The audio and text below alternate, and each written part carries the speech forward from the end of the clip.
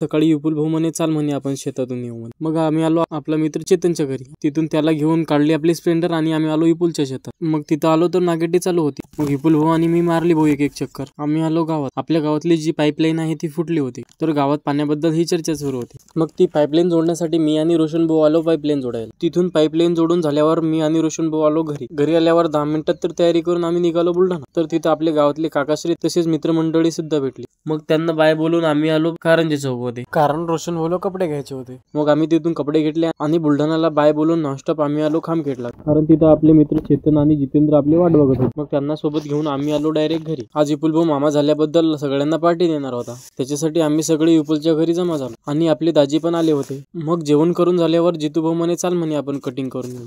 मग आम्ही आलो डायरेक्ट कटिंगच्या दुकानात। उद्या गावात लग्न होतं तर गावातील सगळे जवान तिथंच होते, त्याच्यात मी पण होतो। नाही म्हणता मी पण घेतली राव शेविंग करून। चला मग मित्रांनो, आजसाठी एवढंच। जर फॉलो केलं असेल तर भेटूया समोरच्या व्हिडिओमध्ये।